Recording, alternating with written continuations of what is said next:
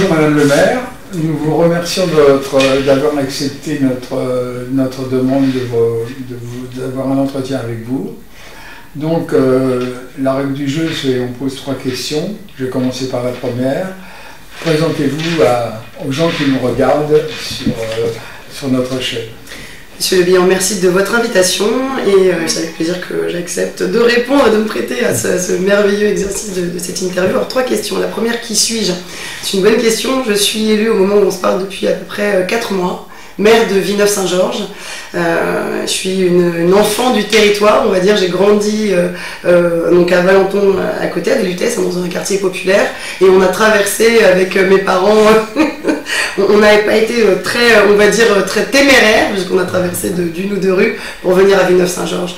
Mais toute la beauté de la chose, c'est que quand on habite sur nos villes, Villeneuve-Saint-Georges étant l'une des villes les plus importantes du secteur, avec beaucoup d'équipements publics, une ville où il y a toujours eu beaucoup de vie, hein, quand on se replonge 20 ans en arrière, eh bien, on se connaît.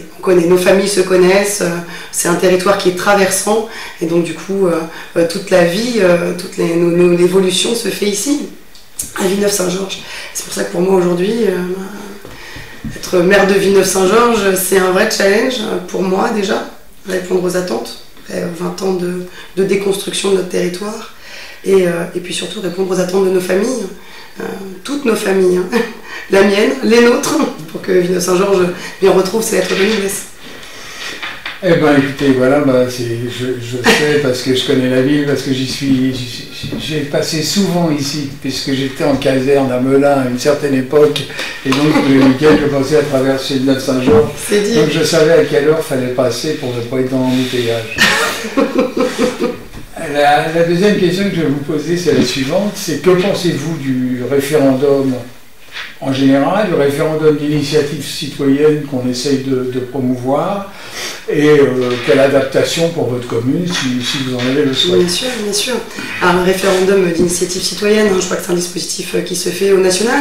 Je crois qu'en ce moment, le ministre de l'Intérieur le dit très, très clairement, il y a des sujets très prégnants et très forts sur lesquels eh bien, nos populations ont le droit de se déterminer à l'échelle de la nation, et c'est vrai, des sujets qui, comme à l'échelle locale, hein, si on peut faire le parallèle, je sais pas, l'ambition de... Moi, je gère à l'échelle de ma commune, mais à l'échelle nationale, effectivement, sur des sujets qui vont avoir des conséquences sur le visage du territoire, sur le devenir, sur l'avenir même de tous les Français.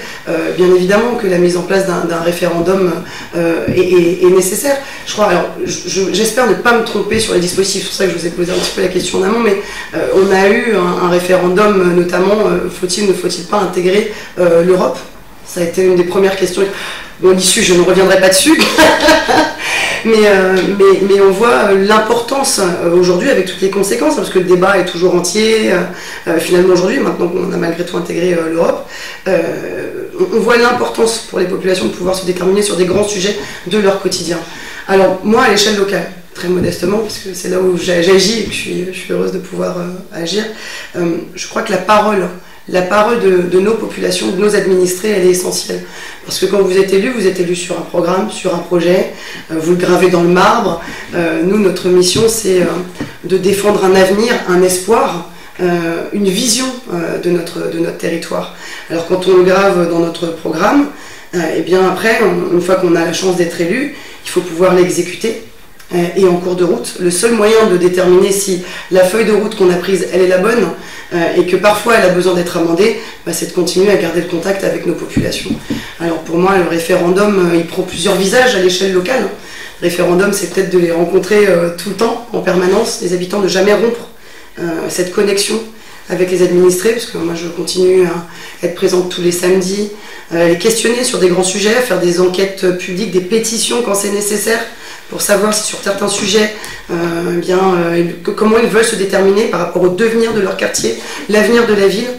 Et moi, ça me permet d'ajuster, parce que finalement, nous, on est à la tête du navire ville, mais on n'a pas toujours la vérité du quotidien. Donc c'est très important de toujours rester en prise avec le réel. Et le réel, vous ne l'avez que quand vous êtes en permanence en contact avec vos concitoyens. Vous faites vivre la démocratie directe en quelque sorte. Mais ce n'est que ça, être élu. Et la dernière question que je vais vous poser, quel message vous aimeriez adresser aux gens qui nous regardent? Pour Villeneuve-Saint-Georges ou pour tous les habitants? Comme vous souhaitez. Alors si on parle de démocratie, j'ai envie de dire qu'il faut y croire, parce que je sais que beaucoup de gens, et je l'ai vu sur ma commune, la notion d'espoir, les gens perdent espoir, les gens ne votent plus, les gens abandonnent, les gens baissent les bras, les gens pensent qu'on ne peut plus rien faire. Et moi j'ai envie de dire, mais on le voit dans tous les domaines, hein, parce que bon, effectivement il y a, on va dire, un désengagement général, parce que ça c'est aussi les mœurs du temps, on consomme la démocratie, on consomme notre rapport à l'administration, on le voit, hein, ça va plus vite, les informations passent très vite aussi, avec les réseaux, les désinformations aussi. Donc j'ai envie de dire qu'il y a de l'espoir, il faut croire dans des projets. Il faut croire dans des projets, il faut analyser, il faut faire confiance, parce que ça n'existe plus aujourd'hui. On n'a plus confiance en rien, on ne croit plus en la parole publique, on ne croit plus dans les autorités. Et donc ça a des conséquences, parce que quand vous ne croyez plus dans la parole publique, dans les autorités, eh bien, on voit, ça va en cascade. La défiance générale, hein, on le voit, hein, le contexte national qui se dégrade, hein, toute cette défiance a des conséquences, on ne croit plus la parole d'un élu, c'est très complexe. Et pourtant, être élu, c'est se battre au quotidien, c'est ne pas compter ses heures, c'est défendre des projets. Pour moi, il n'y a rien de plus beau que quand j'aurais réussi à faire bouger les lignes et améliorer le quotidien de mes concitoyens. Et à la fin de mon mandat, je rendrai ma copie, comme les élèves, et j'attendrai qu'on me juge sur cette copie. Non pas sur ma personne, mon sourire, ma sympathie, ça en fait partie. C'est le jeu. Mais il faut croire qu'on peut évoluer. Et donc pour ça, il y a aussi la notion d'engagement, parce que les gens se désengagent de tout. Il y a voter, il y a s'engager dans les associations, il y a s'engager dans la vie politique, il y a participer au quotidien, il y a questionner ses élus, demander des comptes. Tout ça, ça fait partie de la vie locale.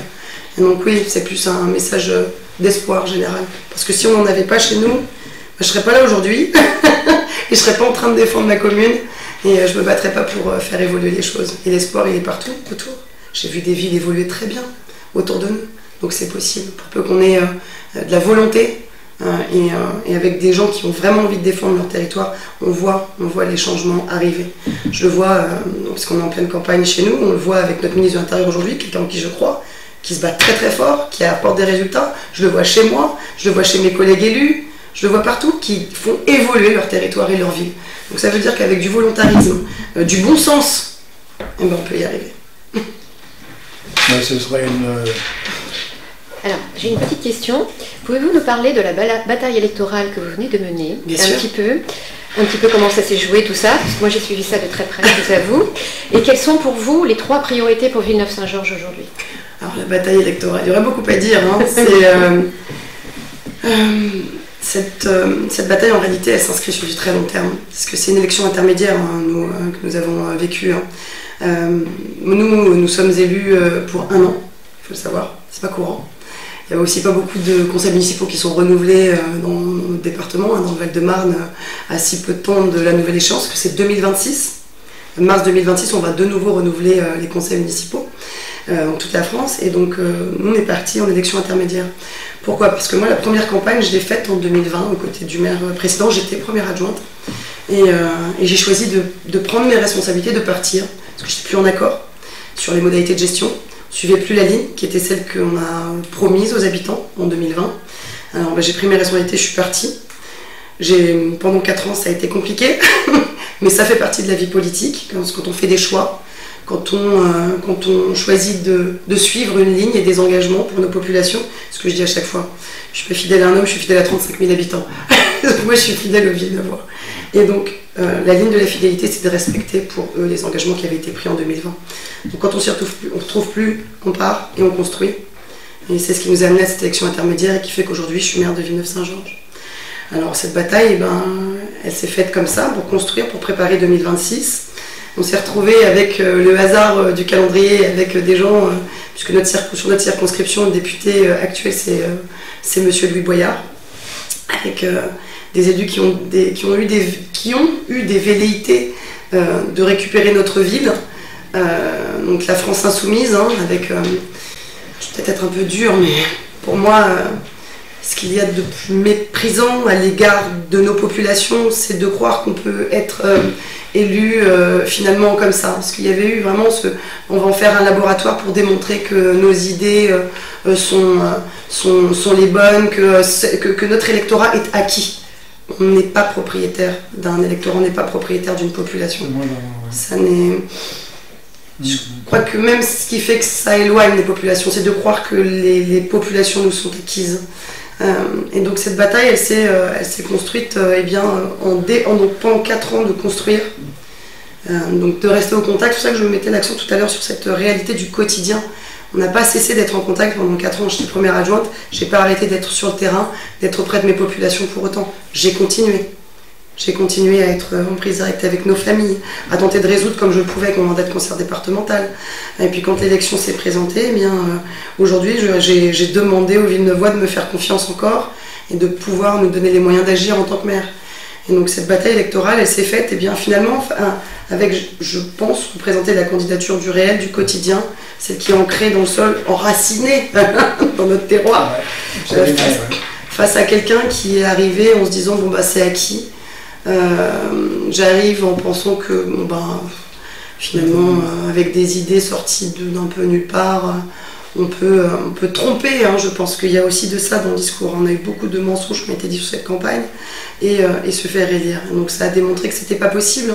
Et sur une partie, et puis de l'autre côté, les gens ne veulent pas de cette idéologie, je crois fondamentalement, qui va fracturer notre société, qui va fracturer notre ville. Ça, je l'ai beaucoup senti. Parce que la réalité, c'est que autant ils ont voté par adhésion, autant ils ont voté aussi très fortement en rejet à cette idéologie qui est mortifère. C'est aussi le cas. L'écart est significatif. Mais bien sûr, c'est aussi le cas. On a eu des gens de toute idéologie politique. Alors, au local, on ne s'intéresse pas toujours et pas forcément à la couleur politique. Moi, j'ai des gens qui sont objectivement de gauche qui m'ont dit je ne veux pas de cet extrême, c'est pas possible. Parce qu'ils ont bien conscience que le quotidien, c'est la destruction de la ville, c'est la destruction du quotidien, du lien social. Quand on parle à des communautés, quand on parle à des segments, c'est pas possible. Quand on est élu, on travaille pour l'ensemble de nos administrés. Moi, je vous garantis que je ne regarde pas ni la couleur, ni l'origine, ni le bord politique des gens qui passent ma porte. J'aide tout le monde, c'est ma mission. Et c'est ce à quoi il faut s'attacher quand on est élu. Alors la campagne, elle a eu, on va dire, 2 moments charnières. On a eu la confiance de beaucoup de gens. On a eu cet élan qui s'est fait autour de cette campagne. Et on a eu la confiance, alors je le redis, hein, c'est aussi pour ça que je le dis aussi, j'admire beaucoup son travail, mais notre ministre de l'Intérieur qui n'était pas obligé de se mettre en difficulté à ce moment-là, et qui l'a fait parce qu'il a compris l'enjeu sur notre territoire, et qu'on ne pouvait pas laisser un territoire fragile comme le nôtre entre les mains de gens qui allaient contribuer à le rendre encore plus... Exactement. Et donc il nous a fait confiance, et il nous a accompagnés. Et ça nous a permis effectivement de faire entendre cette voix du bon sens, cette voix de la cohérence. Et d'aujourd'hui d'avoir la possibilité de défendre les Villeneuvois au quotidien. Je vous prie de croire que c'est une vaste mission. Et puis d'être en très bonne position pour l'élection réelle. Oui, exactement. C'est quand même mieux d'être maire sortant et de montrer qu'on est capable de faire. Ça, c'est tout l'enjeu.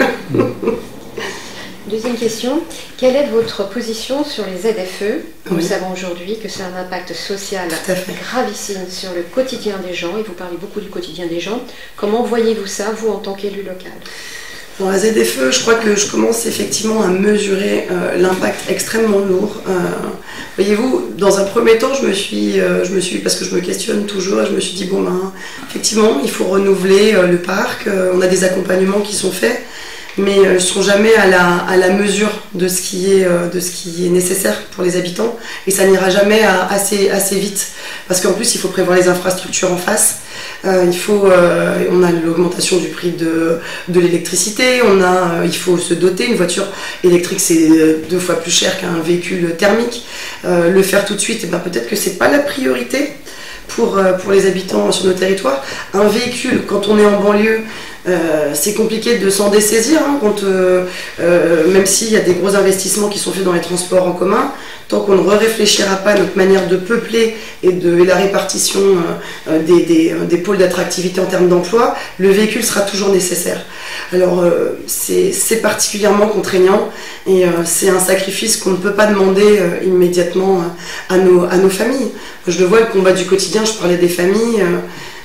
Je déteste qu'on parle de ma ville en mal en disant que ma ville est précaire, mais j'ai une réalité sociale qui fait que j'ai un tiers de ma population qui vit en dessous du seuil de pauvreté.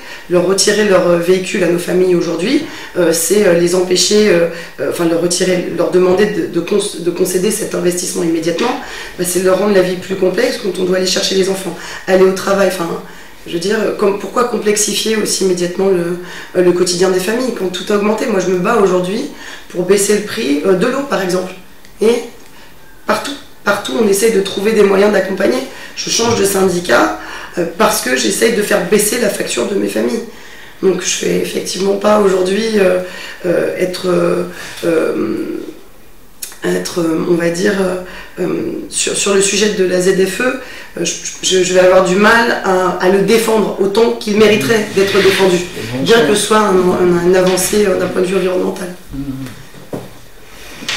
Écoutez, on vous remercie pour tout. Merci beaucoup. C'était très agréable en tout cas. Merci beaucoup. Merci.